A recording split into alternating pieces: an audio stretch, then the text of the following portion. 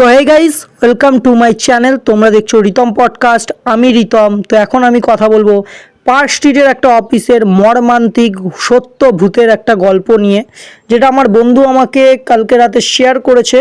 এবং ওই গল্পটা আমি তোমাদের সাথে এখন শেয়ার করব। যদি ভালো লেগে থাকে তাই লাইক, শেয়ার, সাবস্ক্রাইব করে তোমার বন্ধুদের সাথে শেয়ার করে দিও।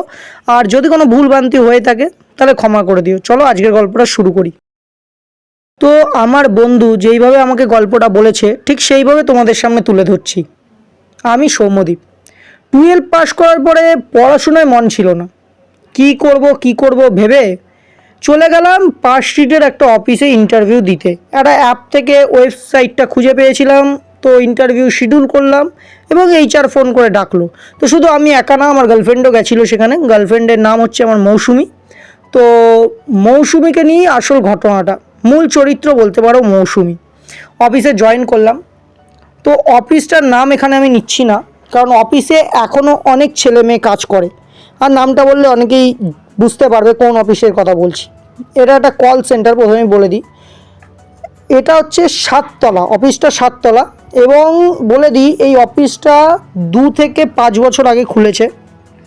এবং এই অফিসটায় 5 বছর আগে যে 11 তলা ছিল লাস্ট ফ্লোর, সেই ফ্লোরে নাকি পোস্টমার্টাম হতো। আর তারপরে পোস্টমার্টাম কিছু কারণে বন্ধ হয়ে যায়। তারপরে সেখানে একটা স্ক্যাম অফিস ভাড়া নেয়। তো তারপরে তাদেরও অফিসটা সিল করে দেওয়া হয়, পুলিশ রেড করে এবং অফিসটা বন্ধ হয়ে যায়।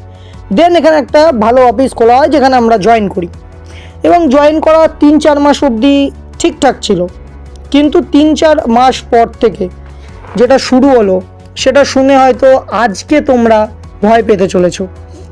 কারণ অফিসটায় 3-4 মাসে অনেক বন্ধু বান্ধব অনেক কিছু হয়ে গেল। তো একদিন আমি, আমার গার্লফ্রেন্ড এবং 3-4 জন মিলে বসে গল্প করছিলাম লাঞ্চ টাইমে। ব্রেক টাইম চলছে, খাচ্ছি আর কথা বলছিলাম। তো একটা দাদা ছিল সিনিয়র, উনি 2 বছর ধরে কাজ করে এখানে। উনি আমাদের বলল এই অফিসে আগে পোস্টমার্টাম হতো 11 তলায়, এবং এই 11 তলা থেকে নাকি যে স্ক্যাম অফিসটা ছিল ওখানে একটা মেয়ে সুইসাইড করে যখন পুলিশ রেড মারতে আসে। তো আমরা এটা নিয়ে খুব হাসাহাসি করি যে রেড মারতে এসছে তো ধরা দিয়ে দিলেই হয়, ছাদ থেকে লাফ দেওয়ার কী ছিল। বলছে না, মেয়েটা খুব ভদ্র বাড়ির ছিল, বাট এই যদি কেসটা খেত তাহলে হয়তো তার বদনামি হতো, সেই জন্য সে লাফ দিয়ে দিয়েছে 11 তলায় গিয়ে। এবং 11 তলায় নাকি কিছু ভৌতিক কাণ্ডকলাপ হয় অফিস বন্ধ হয়ে যাওয়ার পরে, মানে 7টা অবধি অফিস চলে, তারপরেই নাকি অনেক কাণ্ড খারাপ হয়। যেমন কি আমাদের যে লোক রয়েছে যারা অফিস পরিষ্কার করে, হাউসকিপার বলতে পারো, তারা নাকি কোনোদিন 7 তলার উপরে যায় না। আমাদের 7 তলা অবধি অফিস আছে, 8, 9, 10, 11 এই 4টে অফিসে কেউ ঢোকে না, কারণ ওখানে স্ক্যাম অফিস আর পোস্টমার্টাম রুম ছিল। কিন্তু তারপর আমার মনে একটু কৌতূহল হয় আর আমি জিজ্ঞেস করি কেন যায় না, কারণটা কি। উনি তখন যেটা বলে শুনে আমি একটু অবাক হই। বলে ওখানে আগে যেত, নতুন একজন হাউসকিপার জয়েন করেছিলেন, কিন্তু একদিন ওনার নাইট শিফট পড়ে। ওনাকে অনেকে না করে যে ওপরে গিয়ে হবে কি, ওপরে গেলেও তো সেই একই জিনিস হবে, কারণ ওপরে তো কাজবাজ হয় না আর পরিষ্কার করার দরকার নেই, এক্সট্রা খাটনি। কিন্তু নতুন হাউসকিপার, অফিসের বস বলেছে পুরো 11 তলা অবধি পরিষ্কার করতে হবে। তো কাউকে কিছু না বলে চলে গেছিলেন। তারপরে 3 জন মোট হাউসকিপার ছিল, উনি ওপরে গেছেন আর 2 জন নিচে বসে গল্প করছিল। হঠাৎ করে একটা চিৎকারের আওয়াজ পাওয়া যায়। প্রায় 11 তলায় উনি গেছেন, তার 5 মিনিট পরে আওয়াজটা পেয়ে ওই যে 2 জন হাউসকিপার তারা উপরে দৌড়ে যায়। এবং সেখানে লিফট 7 তলা অবধি ছিল, 7 তলা অবধি লিফটে গিয়ে 11 তলা অবধি তারা সিঁড়ি দিয়ে যায়। প্রায় 3 থেকে 4 মিনিট সময় লাগে সিঁড়ি দিয়ে যেতে। গিয়ে যেটা দেখে, সেটা দেখার পরে তাদের পা থেকে মাথা অবধি কেঁপে যায়। সেই হাউসকিপারটা গলায় দড়ি দিয়েছে কোনো কারণ ছাড়া। তার বাড়ির লোক আসে, পুলিশ এসে যখন বাড়ির লোককে জিজ্ঞেস করে যে কী ব্যাপার, উনি গলায় দড়ি দিলেন কেন, তখন ওনার ওয়াইফ যেটা বলে সেটা শুনে সবাই অবাক হয়ে যায়। বলছে আমাদের জাস্ট 3 মাস বিয়ে হয়েছে, বাড়িতে কোনো অসুবিধা নেই, আমাদের খুব সুখে শান্তিতে আমরা থাকি। উনি কেন এরম করলেন উনি জানে না। আর যখন উনি সুইসাইড করেছিলেন ওনার চোখ দুটো না লাল হয়ে মনে হয় বেরিয়ে এসছে, মনে হচ্ছে প্রচণ্ড পরিমাণ ভয় পেয়েছে কিছু একটা দেখে, চোখ মানে খুলে বেরিয়ে আসছে। এবং উনি যখন ঝুলছিলেন চোখ দুটো লাল হয়ে বেরিয়ে এসে নিচের দিকে তাকিয়েছে, মনে হচ্ছে কেউ গলা ধরে ওনাকে তুলে দিয়েছে। তো তারপরেও এই ঘটনাটা চলতে থাকে। তো সেটা শুনে আমাদের একটুখানি অবাক হয় এবং আমরা সবাই মিলে বলি চলো একদিন 11 তলায় যাবো। তো আমাদের যিনি টিম লিডার ছিলেন আমরা তাদের সাথে আলোচনা করি এবং বলি যে 11 তলায় যাব। উনি আমাদেরকে স্পষ্ট বলে দেয়, দেখো এটা তোমাদের রিস্কের কথা বলছি, তোমরা একদমই যেও না, কারণ এটার পরে আমি কিন্তু কাউকে অ্যালাউ করবো না অফিসে। উনি খুব স্ট্রিক্টলি বলে দেয়। তো আমাদের জেদটা আরও বেড়ে যায়, কেন যাব না, কী কারণ, কী আছে ওপরে। এবার আমাদের সেটা দেখার খুবই ইচ্ছা হয় এবং আমরা 11 তলায় চলে যাই। প্রায় গেছিলাম 5 জন, 3 জন মেয়ে আর বাদবাকি 2 জন ছেলে। যাওয়ার পরে সেখানে গিয়ে যেটা দেখি না, 7 তলার পরে লিফট চলে না। তো আমরা হেঁটে হেঁটে গেলাম 11 তলায়। 11 তলায় একটা পচা গন্ধ বেরোচ্ছে প্রথমত, এবং চারিদিকে না আষ্টে গন্ধ, কোথাও কেউ ড্রিঙ্ক করেছে, তার বোতল ফেলে রেখেছে, ভাঙা চূড়া পাথর পড়ে রয়েছে, কনস্ট্রাকশন এখনও ভালোভাবে হয়নি, এমন প্রচণ্ড পরিমাণ গন্ধ ছাড়ছে, মনে হচ্ছে কাউকে অনেক দিন ধরে মরে গেছে সেখানে ফেলে রেখে দেওয়া হয়েছে, এত দুর্গন্ধ ছাড়ছে। নাকে হাত দিয়ে কোনো রকম গেলাম, গিয়ে চোখ পড়লো ওই অফিসটার দিকে যেটা বন্ধ করে দেওয়া হয়েছিল, মানে স্ক্যাম অফিস যেটা নিয়ে ভাড়া নেওয়া হয়েছিল। তো আমার যিনি গার্লফ্রেন্ড ছিলেন উনি খুবই মানে ইন্টারেস্টেড, খুব যাবো ওই রুমটায় যাব। তো সবাই না করার পরও না শুনলো, কিন্তু দরজাটায় তালা মারা ছিল যেহেতু ওটা বন্ধ করা ছিল সিল। কিন্তু যেটা সবথেকে অবাক, ও হাত দেওয়ার সঙ্গে সঙ্গে তালাটা খুলে গেল। সেটা আমার লাইফে আমি নিজের চোখে দেখেছি, কেউ বিশ্বাস করুক না করুক, তালাটা ধরার সঙ্গে সঙ্গে খুলে গেল। তো আমরা বললাম হয়তো অনেক দিন ধরে পড়ে রয়েছে তাই খুলে গেছে। তো সেই রুমে ঢোকা হয়। ঢোকার পরে যেটা দেখি না, চারিদিকটায় চেয়ার পড়ে রয়েছে এবং একটা না কেমন দম বন্ধ হয়ে যাওয়ার ব্যাপার। আর সত্যি কথা বলতে আমাদের পুরো অফিসে নেটওয়ার্ক চলছে, 7 তলার ওপরে যখন আমরা যাচ্ছি না কোনো ফোনে নেটওয়ার্ক নেই। এবং কি আমরা যে সেলফি তুলেছিলাম, নিচে এসে যখন আমরা সেলফি চেক করি, সেলফিতে আমাদের একটাও ছবি নেই, সব ব্ল্যাঙ্ক। সেটা সব থেকে অবাক জিনিস। আর যেটা সব থেকে ভয়ানক জিনিস আমাদের সাথে ঘটেছিল সেটাই এবার কথাটা বলছি। আমরা অফিসটাতে যথেষ্ট দুর্গন্ধ আগেই বলেছি, সেই জন্য আমরা ঠিক করে নিচে যাব। তো আমরা 7 তলায় নেমে আসি। 7 তলা থেকে আমাদের অফিস ছিল 1st ফ্লোরে। তো আমরা 1st ফ্লোরে লিফট টিপি। বিশ্বাস করবে না, আমি টাইম দেখেছি, কারণ আমাদের ব্রেক টাইমে আমরা গেছিলাম, ব্রেকও বাঁচাতে হবে। আমরা গেছিলাম 2:10 ওপরে থেকেছি। ওখানে নামার সময় বাজে হচ্ছে 2:25। আমরা ওখানে 25 মিনিট মতো থাকি। তো যখন আমরা নামছিলাম না, যে জিনিসটা ঘটে সেইটা আমার লাইফে আমি জীবনে ভুলব না। আমরা যখন 1st ফ্লোরে আসি তখন বাজে 2:59, প্রায় 3টে। 2:59 আমি নামি এবং বাদবাকি 25টা মিনিট আমরা ব্ল্যাঙ্ক। মানে তুমি ভাবো 7 ফ্লোর থেকে 1st ফ্লোরে নামতে আমরা প্রথমে ভেবেছিলাম হয়তো লিফটে প্রবলেম আছে, কিন্তু লিফটে যদি প্রবলেমও থাকে, লিফট চলছে তো চলছে, আমরা খালি বাইরের যে অংশটা দেখতে পাচ্ছি, মানে কোনো ফ্লোর দেখতে পাচ্ছি না। একটা সময় গিয়ে যে মেয়েগুলো আমাদের সাথে গেছিলো ওরা প্রচণ্ড পরিমাণ ভয় পেয়ে যায় এবং আমার সাথে যে আরেকজন ছেলে ছিল সে তো ভয়তে প্রায় কেঁদে দেবে। আমরা বেল বাজালাম, বাট ওই যে লিফটের যে বেল থাকে না, সে বেল পর্যন্ত কাজ করছে না।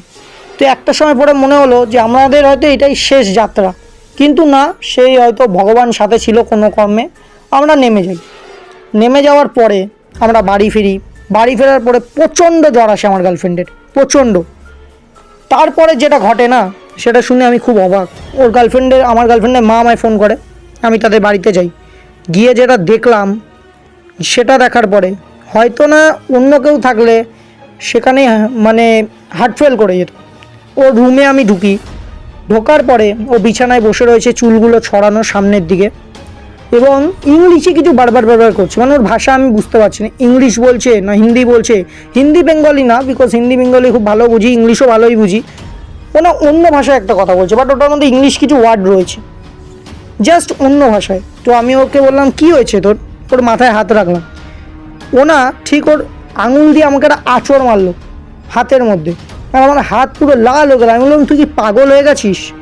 বলছে কি বলছে বিড়বিড় করে, কিচ্ছু বুঝতে পারছি না, এবং খালি একটাই কথা বলছে, মরবে, যে কটা গেছিস সে কটা সব মরবে। এবং আমি না জাস্ট ভয় পেয়ে যাই। এবং তারপরে ওদের ভাই ডাক্তার আসে, কিছু ইঞ্জেকশন দেয়, ও ঘুমিয়ে পড়ে। তো আমিও বাড়ি আসি, বাড়ি এসে স্নান করতে ঢুকি, এবং স্নান করার সময় মিররের দিকে যখন তাকাই না, আমার গার্লফ্রেন্ড আমার পেছনে দাঁড়িয়ে রয়েছে। আমি পেছন ঘুরে যখন দেখি কেউ নেই, তারপরে আমি বাইরে বেরে হয়তো ভাবি যে আমি ওর কথা বেশি একটু ভাবছি, ওকে ফোন করতে যাই। ফোন করার সঙ্গে সঙ্গে একটা গলা পেলাম, আজকে মরবে, সবাই মরবে আজকে, কেউ বাঁচবে না, আমাকে ডিস্টার্ব করেছিস না তোরা, কেউ বাঁচবি না। আমি শুনে জাস্ট ফোনটা কেটে দিই। কেটে দেওয়ার পরে যে ঘটনাটা আমার সাথে ঘটে সেটা শুনলে হয়তো তুমি অবাক হয়ে যাবে। আমার সারা শরীরে আঁচড়ের দাগ পড়ে যায়, যেই আঁচড়টাও আমার হাতে মেরেছিল, মানে জাস্ট ওটা নেওয়া যায় না। এবং আমি আমার বাড়ির লোকের সাথে কথা বলি, এবং ওর বাড়িতে আমাদের বাড়ির সাথে খুব ভালো তখন একটা সম্পর্ক ছিল। এখন বলা যায় না কি আছে, সেটা একটু পার্সোনাল, বাট সেই টাইমে ছিল। আমরা ওর বাড়ি যাই এবং গিয়ে দেখি ও নিজের হাত নিজে কামড়ে ধরে রয়েছে এবং গল গল করে রক্ত পড়ছে ওর হাত দিয়ে। ওর বাবা পুলিশে চাকরি করেন, উনি হাত ধরে ওর টানছে, বাট কিচ্ছু করতে পারছে না কেউ। ওর হাতে গল গল করে রক্ত পড়েই যাচ্ছে। আর ওর যখন হাতটা ছাড়ানো হলো জোর জবরদস্তি করে 3-4 জনে মিলে, হাতে না মাংস অর্ধেক মনে হয় খেয়ে নিয়েছে, মানে এমন খোবলা লাগছে। ওর বাবা মা তো পুরো ভয় পেয়ে গেছে, ওকে হসপিটালে নিয়ে যাওয়া হয়। তুমুল জ্বর, ডাক্তারেরা বুঝতে পারে না কি করবে।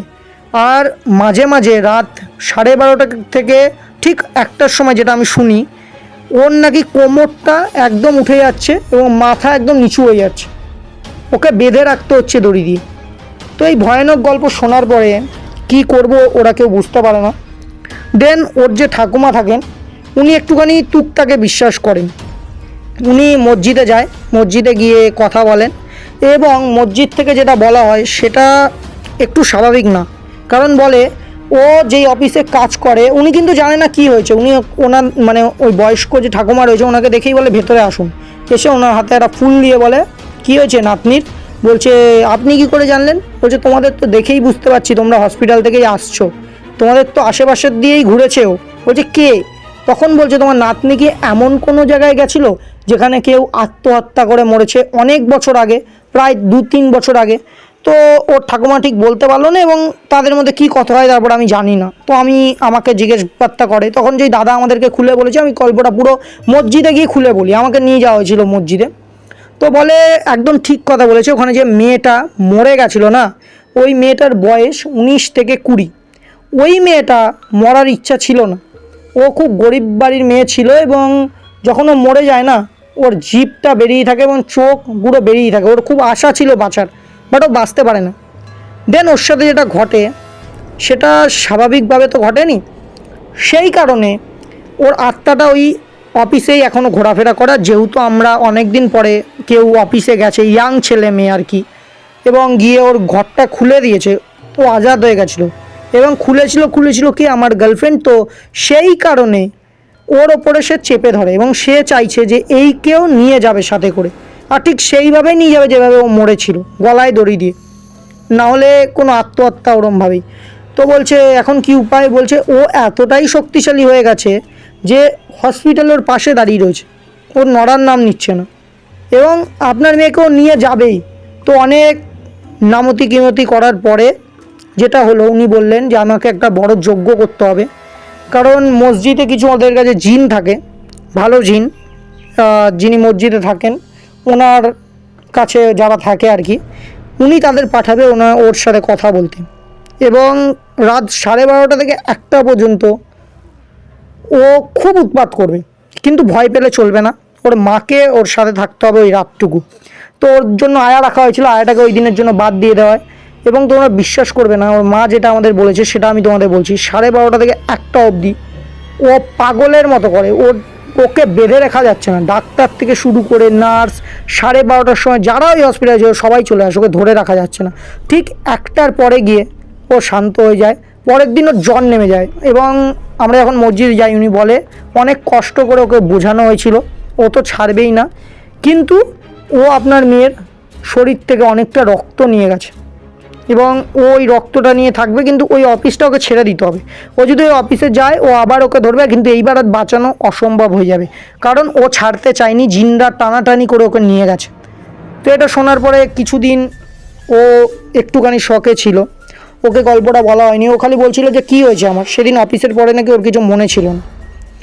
তো তারপরে যেটা ঘটলো, আস্তে আস্তে সব নর্মাল হলো, এবং এই গল্পটা আমার লাইফের সবথেকে একটা ভয়ানক গল্প। এবং এখনও পর্যন্ত আমি বিশ্বাস করি ওই অফিসটা হন্টেড অফিস, মানে 7টার পরে যারাই ওই অফিসে থাকে কিছু না কিছু ঘটে। স্পেশালি এই মানে অফিসটার বাথরুমে, সে যে কোনো বাথরুম হতে পারে, 2তলা 1তলা, বাথরুমের মধ্যে যখন তুমি 7টার পরে অফিসে ঢুকবে না, অফিসটা মনে হবে তোমার গলা টিপে ধরছে। তো যারা যারা ওই অফিসটাকে বুঝতে পেরেছো খুব ভালো, একটু সাবধানে। এবং এরকম আরও গল্প শুনতে তোমরা দয়া করে আমার চ্যানেলটা লাইক শেয়ার সাবস্ক্রাইব করে দাও। আর আমার মেল আইডি দেওয়া রয়েছে নিচে, তোমাদের লাইফে যদি এরকম কোনো ঘটনা ঘটে থাকে তোমরা আমাকে বলতে পারো, আমি তোমাদের নাম নিয়ে গল্পটা ওইভাবে পড়ে শোনাবো। আর যদি কোনো ভুল ভ্রান্তি আমার হয়ে থাকে এই গল্পে বলাতে, নতুন একজন বলার চেষ্টা করছি, তো কিছু মনে করো না ভাই। তো আজকের জন্য এইটুকু, আবার কোনো একটা হরর ডোজ নিয়ে তোমাদের সাথে আমি দেখা করছি। আজকের জন্য এইটুকু, টাটা। তো আমার